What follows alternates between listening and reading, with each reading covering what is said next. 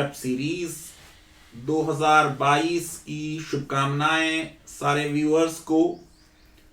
Omicron का एक बार फिर खतरा देश के ऊपर मंडरा रहा है। केसेस बहुत तेजी से बढ़ रहे हैं।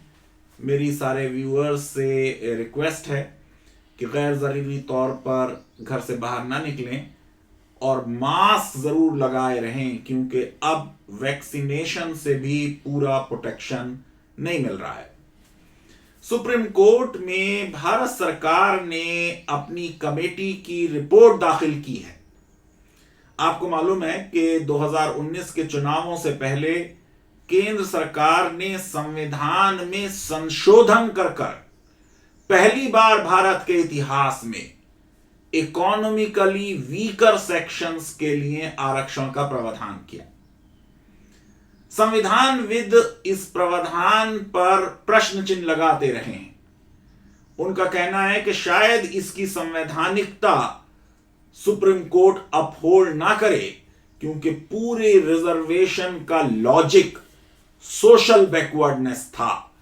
समाज में कुछ लोगों को कमतर समझना, उनके साथ ज्यादती जो हिस्टोरिकली हम करते रहे, उसकी वजह से रिजर्वेशन अनइक्वल्स को दिया गया था इक्वल्स के लेवल पे लाने के लिए। सोशल बैकवर्डनेस न होने की वजह से कई रिजर्वेशंस स्ट्राइक डाउन हुए, लेकिन यह रिजर्वेशन जो भारत सरकार ने किया, यह किसी ऑफिस ऑर्डर से, किसी जीओ से नहीं किया, बल्कि संविधान में संशोधन कर किया। और संविधान के किसी भी संशोधन को तभी सुप्रीम कोर्ट स्ट्राइक डाउन करती है जब सुप्रीम कोर्ट यह पाए कि वो संविधान के मूलभूत ढांचे को डैमेज कर रहा है, उससे टकरा रहा है। इसलिए यह कहना कि सुप्रीम कोर्ट इसको यकीनी तौर पर स्ट्राइक डाउन करेगी, थोड़ी जल्दबाजी होगी। अभी सुप्रीम कोर्ट में जो बहस चल रही है, वो बहस है कि 8 लाख रुपए तक की लिमिट लगाई गई है।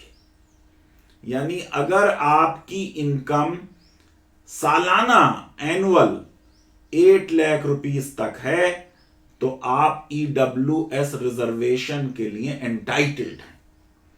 सुप्रीम कोर्ट की बेंच ने कुछ बड़े डिफिकल्ट क्वेश्चन सरकार से पूछा उनसे कि यह 8 लाख का लॉजिक कहां से आया। सरकार ने एक कमेटी बनाई जिसमें Ajay Bhushan Pandey, ex finance secretary, VK Malhotra, ये मेंबर सेक्रेटरी हैं Indian council of social science research, और Sanjeev Sanyal, principal economic adviser. आपको मालूम है कि पीजी काउंसलिंग को लेकर हंगामा हुआ है। डॉक्टर्स ने अपनी स्ट्राइक राष्ट्र हित में ओमिक्रॉन की वजह से कॉल ऑफ की है। कमेटी ने रिकमेंड किया है कि 2019 से जो 8 लाख वाली सीमा चल रही है, उसको अब आखिर में चेंज करना सही नहीं होगा। लेकिन कमेटी ने जो चंद बातें कही हैं, उनको समझने की जरूरत है, और अब देखना होगा कि सुप्रीम कोर्ट इस पे क्या फैसला करती।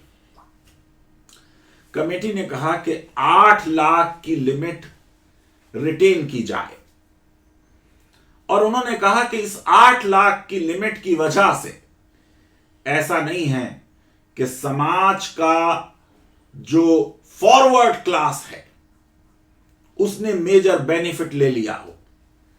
जेईई और नीट की 2020 की लिस्ट देखकर कमेटी ने पाया कि सिर्फ 9% और 8.2% लोग ऐसे हैं जिनकी इनकम 5 से 8 लाख के ब्रैकेट में है। इसका मतलब एक बहुत बड़ी तादाद और प्रतिशत 5 लाख से नीचे है। इसलिए उन्होंने कहा कि ये क्राइटेरिया ओवर इंक्लूसिव नहीं है, इसको रिटेन किया जाए। यह भी कमेटी ने सजेस्ट किया कि EWS may exclude irrespective of income of a person whose family has 5 acres farmland and above. Committee ने कहा कि वो अगले साल के लिए थोड़ा क्राइटेरिया को अबिट रिड्यूस करेंगे। अबिट बड़ा इंपॉर्टेंट है, यानी कोई मेजर रिडक्शन नहीं होगा, लेकिन कमेटी ने रिकमेंड किया है कि ड्रॉप किया जाए वो नाम जो एक्सक्लूड करता है फैमिलीज को जिनके पास एक रेजिडेंशियल फ्लैट है 1000 स्क्वायर फीट या उससे ज्यादा का, या जिनके पास रेजिडेंशियल फ्लैट है 100 स्क्वायर यार्ड या उससे ज्यादा का नोटिफाइड म्युनिसिपैलिटी में, या रेजिडेंशियल प्लॉट है 200 स्क्वायर यार्ड या उससे ज्यादा का किसी नोटिफाइड म्युनिसिपैलिटी। दरअसल सारा मामला यह है कि आर्गुमेंट यह लिया जा रहा है कि जो क्रीमी लेयर की शर्त ओबीसी रिजर्वेशन में है वो जरा लूज है, और जो EWS की परिभाषा है वो सख्त है। अब इससे जाहिर है कि यूपी में चुनाव है और भी कई राज्यों में चुनाव है। जो कमेटी की रिकमेंडेशन है इससे ब्राह्मण क्लास और अपर कास्ट सरकार के फेवर में आ सकते हैं, लेकिन एक और कोशिश हो रही थी कि क्रीमी लेयर के मामले में कुछ एक्सक्लूजन की और सख्त पॉलिसी आ जाए। उसको शायद थोड़ा धक्का लगेगा, क्योंकि EWS में फैमिली साइज लिया जा रहा है, यानी एक बिगर आप चीज ले रहे हैं क्रीमी लेयर के कैलकुलेशन के मुकाबले में।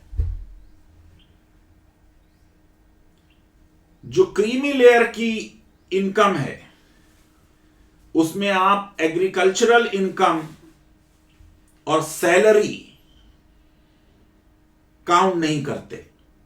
जो EWS के लिए आपने लिया है उसमें आपने सैलरी और एग्रीकल्चरल इनकम काउंट की है, लेकिन हकीकत यह है कि कई PSUs में ओबीसी के कैंडिडेट्स पर क्रीमी लेयर लगाई गई सैलरी इंक्लूड कर।